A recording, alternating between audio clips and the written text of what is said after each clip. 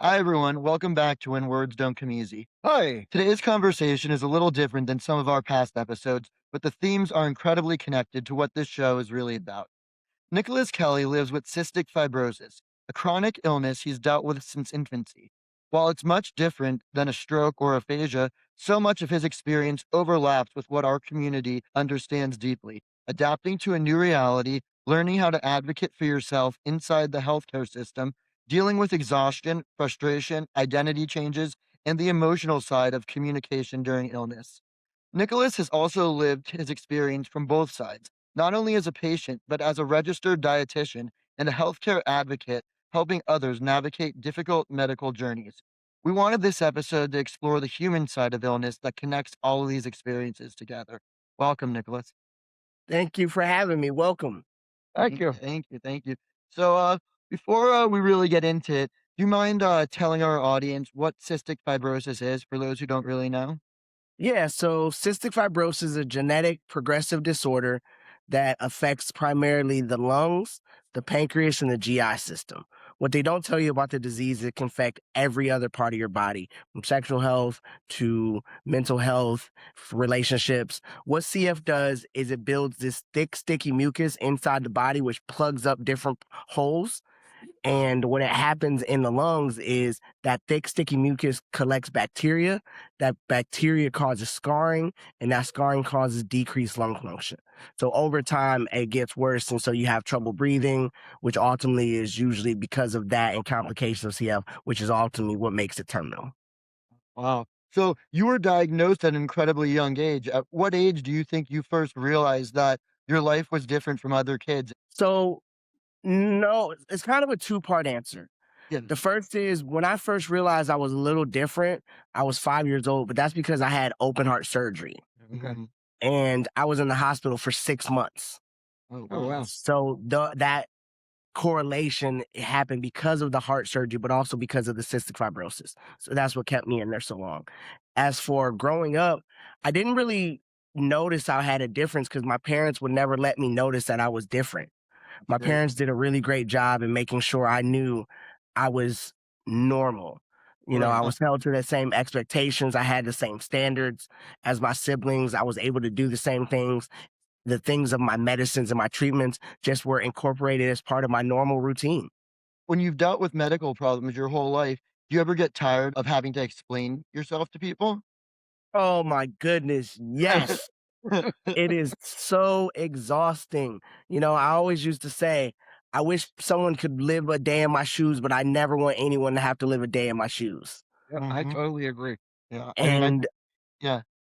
it's just one of those things like, you just get it's fatigue, having to always tell someone what you need, having to always explain your disease. And especially, when you guys know when you live with an invisible disease that people can't see, it makes it even harder because they see you as, oh, you must be healthy.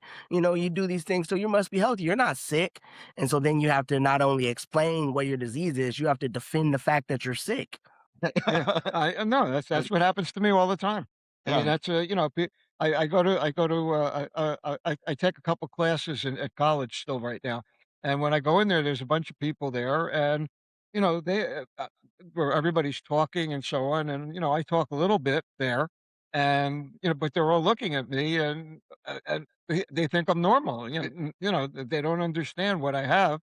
So one thing we hear constantly from people with aphasia is how frustrating it feels to know what you want to say, but still feel misunderstood. So even though your experience is different, does that feeling really resonate with you emotionally? Absolutely, because a lot of times you want to describe what it's like to have this disease and what it's like to struggle and what it's like to try to have to adapt on the fly. And people don't understand that. When I was a little story, when I was in college, it was my freshman year of college, and I had been really sick during my freshman year of college. So at one point, I was struggling in a class. I had to go in front of the review board for something that transpired in that class. And I had one of the professors tell me, if you knew you were going to be sick, why'd you come to college? Oh, that's terrible. Yeah. Yeah, that really is. So it's like you don't even understand the fact that I wanted do better for myself, but my circumstances are still my circumstances. And Yeah. so Right. it was just that was just a harsh reality that, this is supposed to be an educator. This is somebody who's supposed to have my best interests, couldn't even understand why I would want better for myself because I am sick.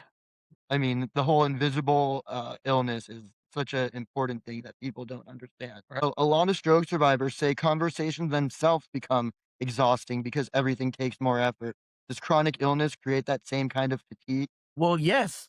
And with cystic fibrosis, I've had multiple occasions where I'm on oxygen. Yeah. And I was actually gonna say, so when you tell us that you have these illnesses, can you describe what happens when you were in school for a bit and you had to take off? Were you in the hospital or what exactly was happening to you?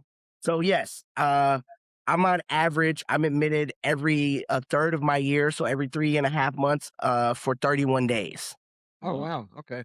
Yeah, so I'm admitted quite often, dealing with hospitalizations because exacerbations, basically what happens is the lungs start to struggle and I start to have physical symptoms that make it difficult for me to go throughout a regular day, whether it Mm. be too much, I can't sleep, or I'm overly sleeping, I'm having trouble breathing, I'm retaining fluid, all of these things which can affect my body.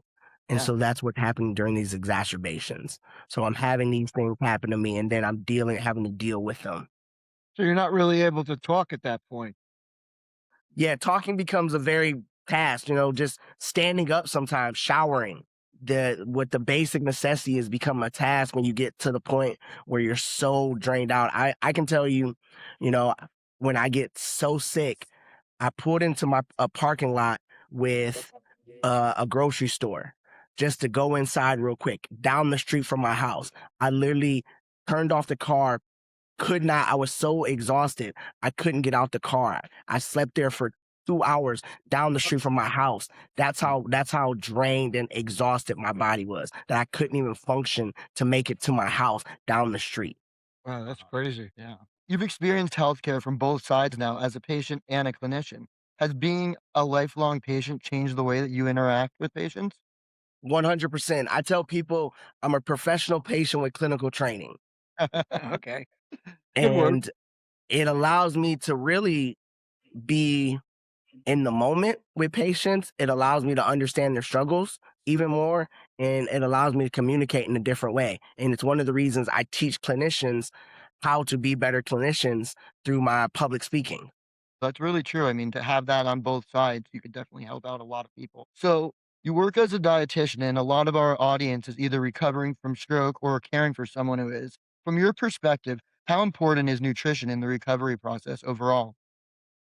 It's huge. Nutrition is a huge part of everything. And so one of the reasons that is so important when dealing with the stroke issues or the aphasia is really trying to find things that they can eat that they're going to enjoy, or just getting those calories in. Cause a lot of times it's hard for them to swallow. So it's a process. So trying to find ways to get those calories in. So eating calorically dense foods, having drinks that they're able to drink, if they're thin liquid or nectar thick, trying to give them extra calories, just trying to get those calories in while because drinking and eating can be such a process. Now, do you do this in the do you do this in the hospital, or you do it at people's homes, or how does your work work? I work in a long-term care facility, so acute rehab and long-term care, so like a nursing home. Okay. Oh, okay. So do you ever go to people's places, or everybody comes to you, or they're already there? I used to go to people's homes. I actually started my career in home health. So I would go to people's homes, and that was an experience to say the least. Because when you get inside people's homes, you really get that nitty gritty. You get to see what they're doing, see their Uh-huh. logic, see what their beliefs and everything else. So it's very eye opening. I'm sure. Well, but how long would you work with somebody like myself with aphasia? I'll be in the doctor or whatever. Are they able to call you, or do you speak to them after they leave the hospital, or how does that Uh, work? if they leave out of the long-term care facility, the idea is they leave with the ability to have the skill set. That's the idea. So you put the diet in place, you work with speech therapy because we collaborate with speech mm, speech therapy very closely, and so you hopefully integrate the skill set that they need to make their be able to make the transition to home. So, after a stroke, food can suddenly become really stressful. Some people lose appetite, some people deal with swallowing problems, as we've mentioned, and some just lose enjoyment around eating completely. So, what do you think families most misunderstand about that situation? They didn't choose it.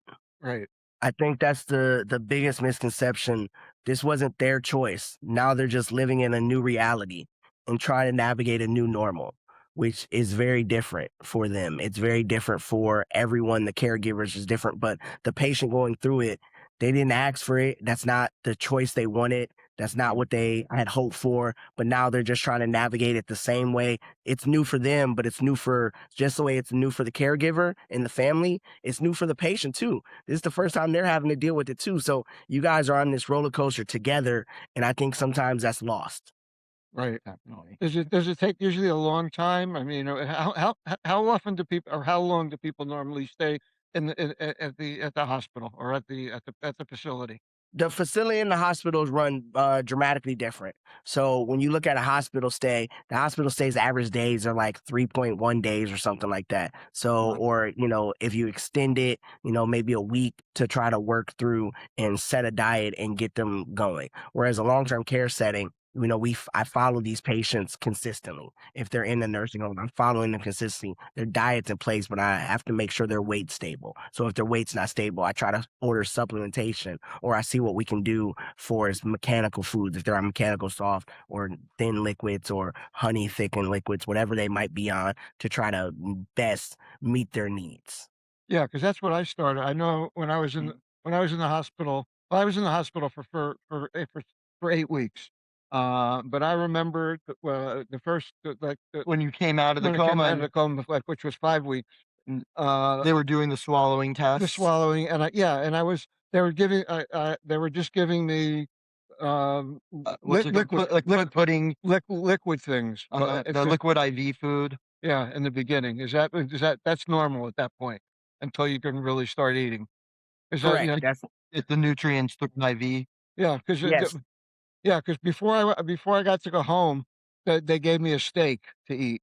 Yeah, I the I test. had Yeah. yeah, that was my test. They gave me a steak, which if you can imagine what a hospital steak is, so Yeah. I can't imagine it was great. I can't imagine True. it was no delicious ambiance of trace. It couldn't have been that. I guarantee. no, it definitely wasn't, but that was the first thing that and before I could go home, that they made me eat the steak, Mhm. and, so once I was able to do that, then, they started giving regular food for a couple of days, and then I was able to go home. So, for stroke survivors dealing with fatigue, where should they realistically start nutritionally without feeling overwhelmed?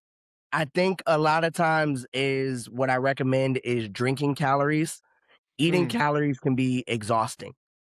yeah. The chewing act, the swallowing act, where drinking calories is usually much more palatable and it takes a lot less energy. So if you're able to drink your calories in the beginning, that's what, and that could be healthy things like smoothies are a great option. And then you put like peanut butter in it or something and it blends it so it gets smooth so you Mhm. can drink it easier. Or you No. can keep it thick, or you can add thickener if you need to have it thickened. We've heard from people with aphasia that meals can become emotionally difficult because conversation changes so much around the table. Have you seen how closely food and communication are connected emotionally? Well, yes, I think one of the biggest things that people must say is food can bring us together. Food is an experience. Food is meant to be enjoyed. So if you're sitting around the table and you're eating dinner as normal, the conversation happens, you pick your fork up, you eat, but when you have to be more mindful of these things, you can't naturally converse like you may want to. You can't naturally engage in the moment like you might want to, and that can be frustrating. Yeah. Yeah, it's very frustrating when those types of things happen. When someone is recovering from something like a major stroke, families often focus only on medications and therapy. How important is nutrition in the recovery process overall? Are there certain nutritional habits you think that genuinely help brain recovery and energy after major health events? Small meals and trying not to get frustrated.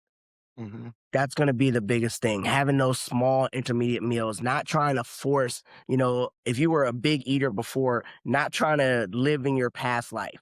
And that can be difficult in the beginning, but not trying to live in your past life. Try to find ways to live inside of your new life because that'll really help recovery. Because, one of the big things we talk about recovery is weight loss. And you don't want unattended weight loss. That's one of the things we really watch for when you start talking about stroke and aphasia and just any health condition, really. For caregivers listening, what's one practical nutrition change that they can make that actually moves the needle for recovery without overcomplicating things? I think the one, as I mentioned, is beverages. Allow beverages to be used as meal replacements, and that can be a good step in the right direction. Mhm. It's simple. It doesn't take a lot of time. It makes, you know 5 to 10 minutes to make a smoothie. You can get healthy stuff in there. It's a very simple, low maintenance option. You've spoken publicly and advocated nationally and helped a lot of people through your work. But when you strip all of that away, what do you think connects people living with completely different conditions like stroke, aphasia, and cystic fibrosis? The struggle. The struggle is where we are connected, but the optimism is also where we're connected because we are going through a struggle together. We are experiencing something that many people don't experience, and many people you never want them to experience. But Hmm. we also have optimism because we've seen people thrive on the other side, regardless of what aspect of your disease. And you've seen what positives can be, or you've seen the positive strides you've made inside of your own recovery. And Hmm. that's that optimism. So that connects all of us. Now you've been dealing with a number of people that have aphasia. Is there a lot of difference between aphasia and people having other problems? Well, there's a lot of difference in the fact of just the natural disease is different.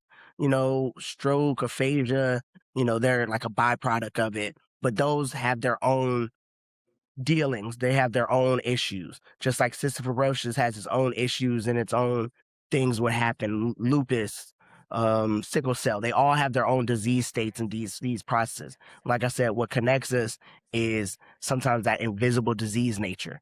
That's one of the things that connects us. One of the other things is what it looks like to have a flare up or an exacerbation can also connect us. This has been really interesting, and I think this is going to be great for our listeners and viewers to see, just because this is totally something we haven't really hit before, talking about the diet, and a lot of people just have no idea where to even start. We would love to share all of your socials, and we would love for our listeners to be able to connect with you. Do you have anything else that you'd like to share? Absolutely. One of the things that I tell people is the biggest hurdle we have is the obstacles for opportunity. And what I mean by that is obstacles are just a opportunity for greatness. So we go through obstacles, we all go through obstacles, we all go through struggles, but that's just an opportunity for to show up. It's an opportunity for us to be great for our partners, for our friends, for our community, for ourselves. It's just an opportunity to be great. And I just want people to always remember that people who are struggling with different ailments, people who all struggling, whether it be disease, whether it be personal, whatever it might be, the struggle is we all have obstacles, but that's just an opportunity for us to show up and be great. Totally. That's totally true. That's Hmm. exactly what it's all about. If anybody ever wants to connect, my website is nicholaskelly.rd.com. So that's Nicholas, then Kelly, Kelly, RD as in dietitian.com. My socials are all at Nicholas Kelly RD. So on all social platforms at Nicholas Kelly RD. And my email, if you want to continue a conversation, is nicholaskelly.rd@gmail.com. So if you guys didn't notice, there's a little bit of a theme there. So you guys know how to find me. Uh-huh. Yeah, and we'll share We're everything. we're gonna we're gonna share this with our podcast too, so everybody will see it. Yeah, we want people to be able to find you, and we want the connection to be there. Perfect. Absolutely. All right, man. Well, thank you very much for talking with us today. We really Thank you. appreciate having you. Thank you so much for having me. I appreciate it so much. Cool. Okay, thank you. Take care. Take care.